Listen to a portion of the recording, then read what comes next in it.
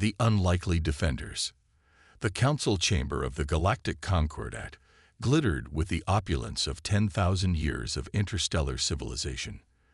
The circular hall, with its vaulted crystalline dome that displayed the majesty of the surrounding nebula, hosted representatives from over 300 species across 5 spiral arms of the Milky Way. Today, the chamber buzzed with tension as the diplomatic crisis between the Allied systems and the Centauri Collective threatened to destabilize the delicate peace that had held for centuries.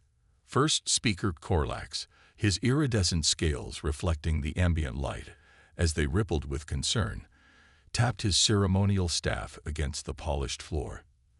The sound resonated through the chamber, silencing the murmurs of the assembled delegates. Representatives of the Concordat. Korlax's voice carried through the expansive hall without technological assistance, a trait that had made his species, the Voraxians, highly valued as diplomats. We gather in the shadow of potential war. The Centauri Collective has claimed the Rigel Passage as their exclusive territory, cutting off critical trade routes to 17 systems. Ambassador Kresh of the Centauri Collective, a towering insectoid with compound eyes that shimmered with bioluminescent patterns, stepped forward. His chitinous exoskeleton clicked as he moved. The passage falls within our ancestral migration routes. We have merely reclaimed what was once ours. Migration routes from before your species achieved faster than light travel, countered Ambassador Telvi of the Allied systems, her gelatinous form pulsing with indignation. You cannot claim interstellar territory based on pre-space traditions. As the debate intensified, the massive doors at the far end of the chamber slid open. All eyes turned to the unexpected arrivals. 5 humans entered, their simple attire and unassuming appearances drawing immediate disdain from many of the assembled delegates. "What is this?" hissed Ambassador Kresh. "The Allied systems call upon Earth for assistance. The Terrans are barely a century into their interstellar phase. Their technology is primitive, their military presence negligible." First Speaker Korlax raised a placating hand. The Terran Cooperative has been granted observer status and may contribute to these proceedings. The leader of the human delegation, a woman of average height with silver-streaked hair tied back in a practical style, stepped forward. "Thank you, First Speaker. I am Dr. Eleanor Chen, xenoanthropologist from the Terran Diplomatic Corps. We appreciate the opportunity to participate." Whispers rippled through the chamber, like xenoanthropologist, not a military commander or high-ranking diplomat. The humans had sent an academic to a pre-war negotiation. Behind Dr. Chen stood 4 equally unremarkable humans, an elderly man with gardener's hands, a young woman with the physique of a dancer, a middle-aged man with the soft appearance of someone who worked indoors, and a heavy-set individual whose profession wasn't immediately apparent. Admiral Greg Thar of the Iridian Defense Force, his tentacled face contorting with frustration, vocalized what many were thinking. First Speaker, with all due respect, this crisis may lead to the first interstellar war in 3 centuries. The Centauri have mobilized their hive fleets. The Allied systems have activated their quantum defense grid. What possible contribution could these civilians make? Dr. Chen smiled pleasantly. "We've studied both Centauri and Allied systems' cultural histories extensively. Sometimes fresh perspectives reveal solutions that aren't immediately obvious to the parties involved." "They've sent scholars to a war council," muttered Kresh, his mandibles clicking with derision. "We've brought more than just knowledge." Dr. Chen continued, unperturbed. "My colleagues specialize in various fields that may prove relevant. Dr. Isamu Takahashi is a xenobotanist with expertise in Centauri agricultural systems. Dr. Sarah Okafor specializes in spatial psychology and architectural design. Dr. Michael Rivera is an expert in communication systems and linguistic patterns. And Dr. Fatima Al-Zahawi has spent decades studying interspecies conflict resolution." The delegation's credentials only seemed to heighten the absurdity of their presence in the eyes of the assembled representatives. These were not soldiers, diplomats, or even political leaders. They were researchers and academics. How quaint! Ambassador Telvi's translucent form rippled with what translated across species barriers as condescension. The humans believe this is an academic exercise rather than a military confrontation. First speaker Korlax, however, seemed intrigued. The Concordat has always valued diverse perspectives. Let us hear what the Terran delegation has to. The chamber's emergency alert system activated without warning, bathing the room in pulsating crimson light. The massive view screen at the front of the chamber flickered to life, displaying a tactical readout of the space surrounding the Concordat station. Perimeter breach, announced the station's artificial intelligence. Unknown vessels have bypassed our outer defenses. Hull integrity compromised in sectors 7 through 12. Security protocols activated. Panic erupted among the delegates. Many species lacked natural defenses, having evolved past the need for physical combat millennia ago. The Concordat's diplomatic station maintained only a token security force, its safety guaranteed by neutrality and mutual agreement rather than military might. Admiral Grekthar activated his tactical display. Valkyrian raiders, he growled, his dermal patches flashing with alarm pheromones. They must have learned of our gathering. Their timing suggests inside information. First speaker Korlax turned to the human delegation. Dr. Chen, your team should proceed to the secure shelters immediately. Your species lacks the physical adaptations or neural implants for this situation. To everyone's surprise, the human delegation didn't move toward the emergency exits. Instead, they gathered in a tight formation, their body language shifting subtly but distinctly. We appreciate your concern. First speaker, Dr. Chen replied. Her tone still pleasant, but somehow different. Sharper, more focused. But I believe we'll stay and help. What happened next occurred with such calm efficiency that several delegates required memory playback to process it fully. The 5 unassuming humans transformed without drawing weapons or donning armor. They simply changed.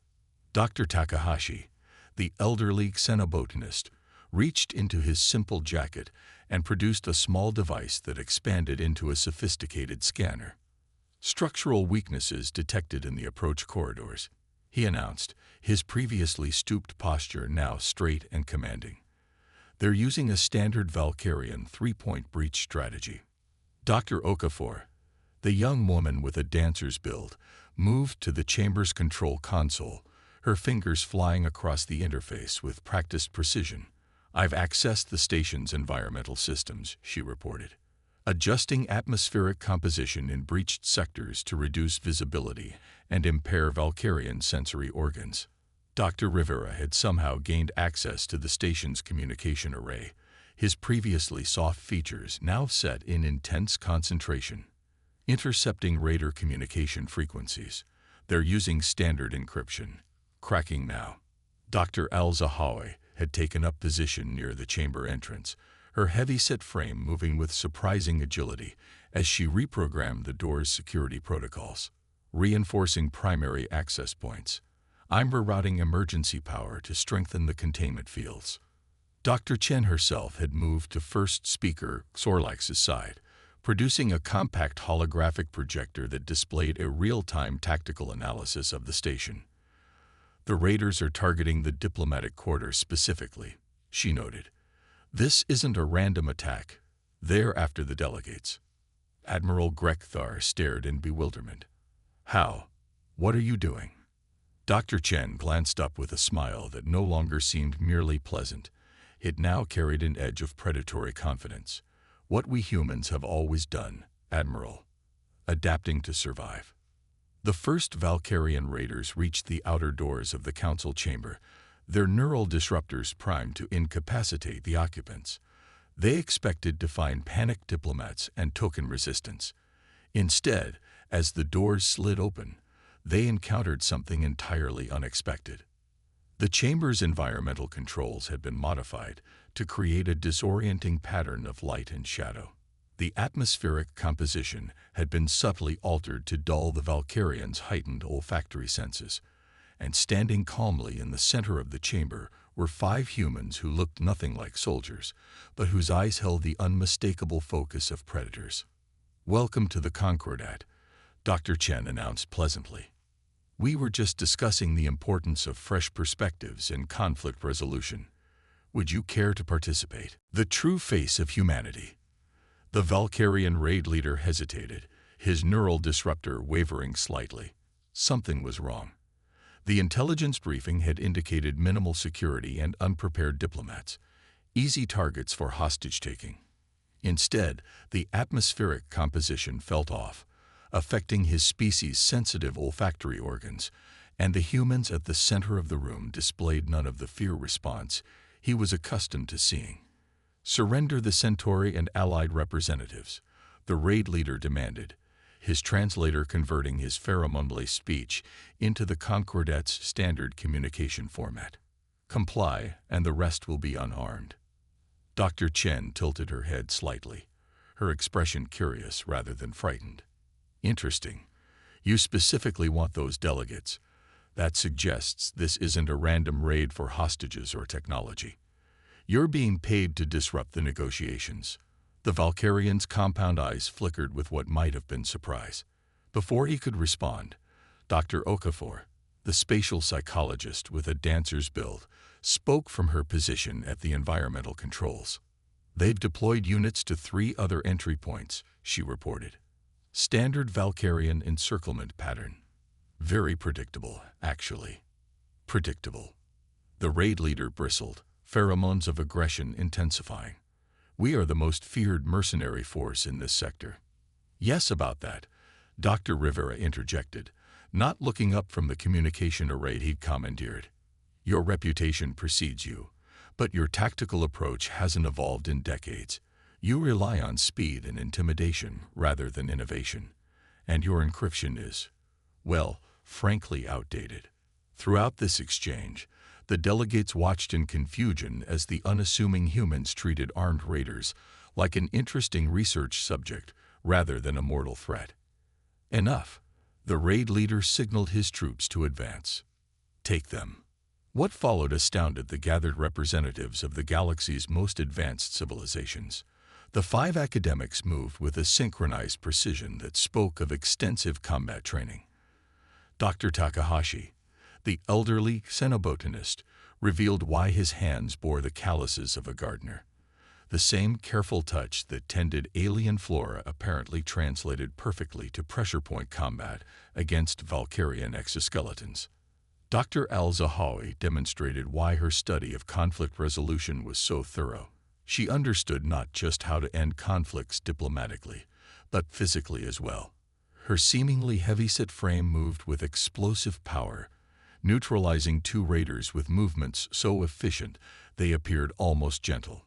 Dr. Rivera had not only cracked the raiders' communications, but had reprogrammed the chamber's acoustic systems to emit precise frequencies that disoriented the Valkyrians' sensitive auditory organs. Meanwhile, Dr. Okafor had transformed the chamber's environmental controls into a tactical advantage, creating zones of variable gravity that the humans navigated with practiced ease while the raiders stumbled. Dr. Chen herself moved through the chaos with calculated grace, her every action precise and deliberate. She disabled the raid leader with a complex maneuver that suggested intimate knowledge of Valkyrian physiology, knowledge that went far beyond academic study. Within minutes, the chamber was secured. The Valkyrian raiders lay immobilized, their weapons confiscated, their communication devices reprogrammed to track their accomplices throughout the station. A stunned silence fell over the assembled delegates. Admiral Greg Thar was the first to find his voice. "You're not academics," he accused, tentacles writhing with agitation. Dr. Chen smiled as she secured the raid leader's restraints. "Oh, but we are, Admiral. Every credential we presented is legitimate. Dr. Takahashi has published extensively on Centauri botanical systems. Dr. Okafor's work on spatial psychology is required reading at the Concordat Academy." "But you're also soldiers," First Speaker Korlax observed, his scales shifting to a pattern that indicated deep reconsideration. "We're humans," Dr. Chen corrected gently. Throughout our history, our greatest warriors often didn't look like warriors at all. Our most effective fighters weren't always those with the biggest muscles or the most advanced weapons.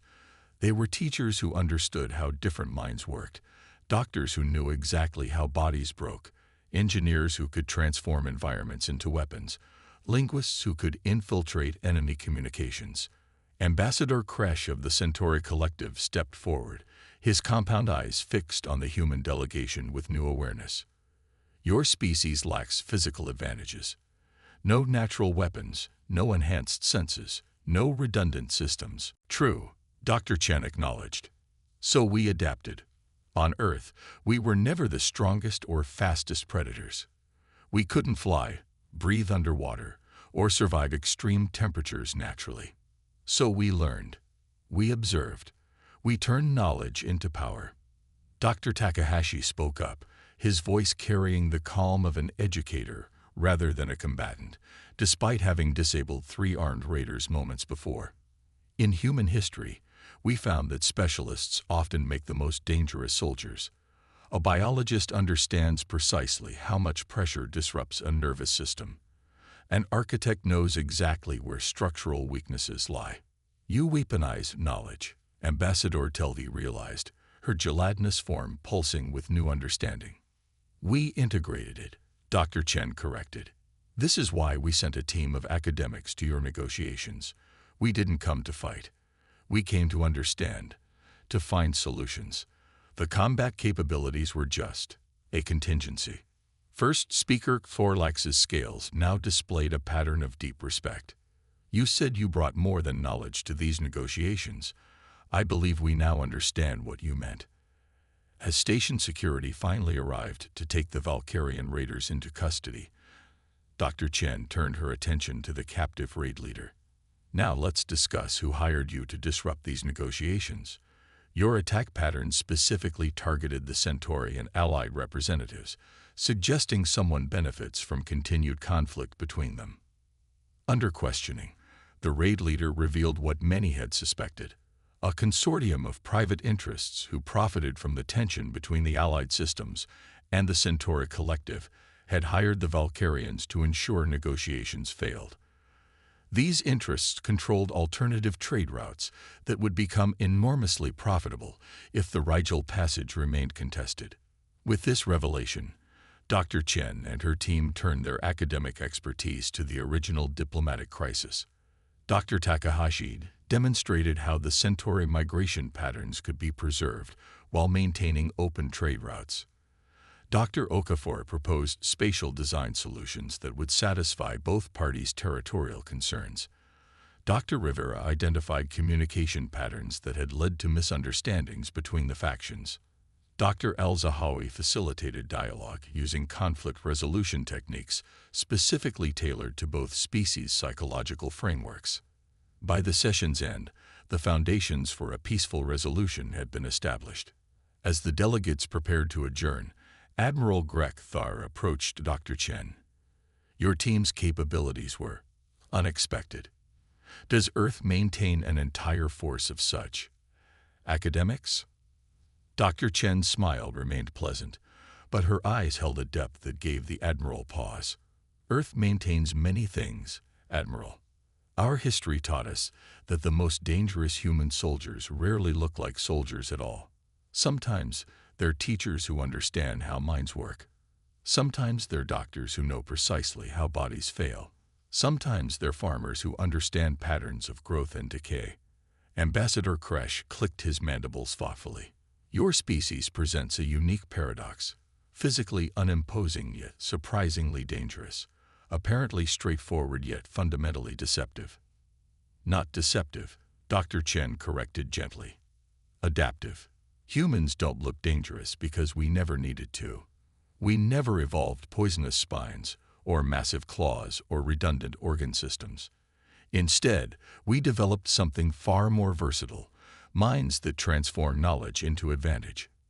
As the human delegation departed the chamber, the assembled representatives of the galaxy's most advanced civilizations watched with new understanding.